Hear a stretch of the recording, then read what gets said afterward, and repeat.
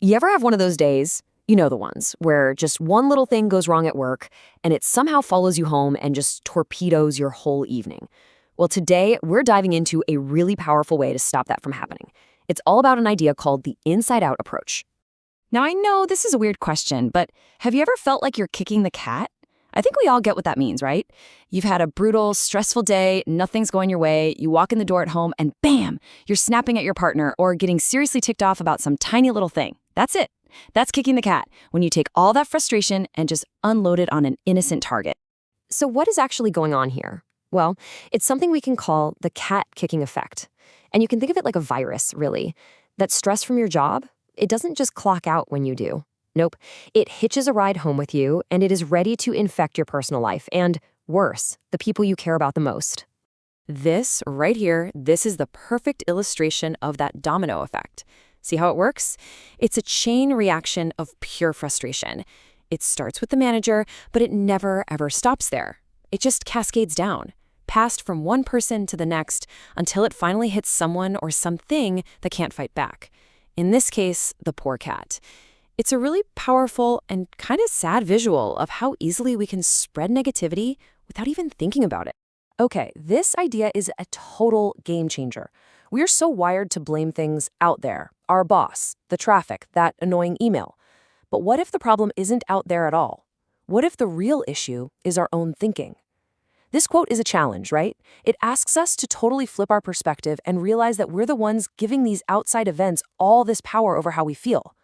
All right, so if blaming everything and everyone else isn't the solution, then what is? Well, the good news is there's a much more powerful way to handle this, and it all comes down to understanding a really simple but deep concept, the space between. This is where we take our power back. This is where we learn to choose how we respond.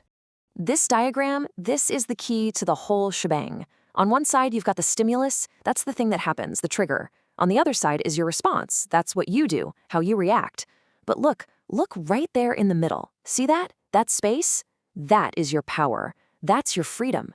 It's that tiny little moment where you get to decide if you're going to be a victim of what's happening to you or the master of your own emotions. So, the big question is, how do we actually use the power in that space? We do it by adopting a whole new strategy, the inside-out approach. It's a simple idea, but it changes everything. It's about shifting from being reactive to being proactive, from being controlled by your emotions to being the one in control of them. And this slide lays out the two paths you can take, plain and simple. Over on the left, that's the reactive path. It's totally emotion-based, driven by whatever you're feeling in that split second. It's a roller coaster, totally inconsistent. But on the right, that's the proactive path. This one is guided by your values, by conscious choice. It's steady, it's intentional. And the best part? The choice is always yours. So let's be super clear. What does this inside-out approach really mean? It's about making a fundamental shift in your mindset. Instead of being a puppet with your emotions pulling the strings, you become the director of your own show. You start asking yourself a different question, like, who do I want to be in this moment, instead of just flying off the handle on autopilot? Okay, this all sounds great in theory, right? But what about when you're actually in the heat of the moment, when you're feeling totally overwhelmed? How do you actually do this?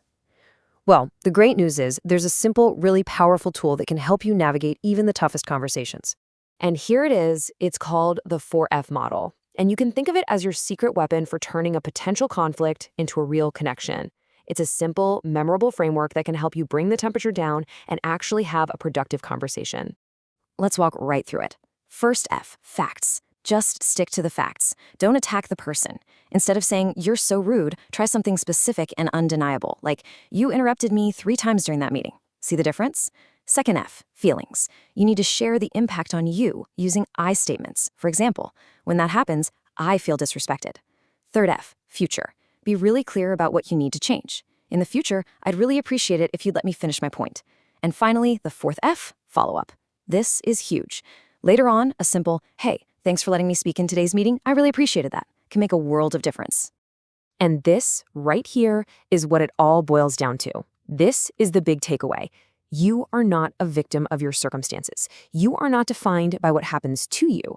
You are defined by how you choose to respond. Your power, your growth, your character, it all lives in that little space between stimulus and response. So, I'll leave you with this question. The next time you feel that flash of frustration starting to bubble up, what are you going to do? Remember that space between. Are you going to let it collapse and just become another link in that negative chain?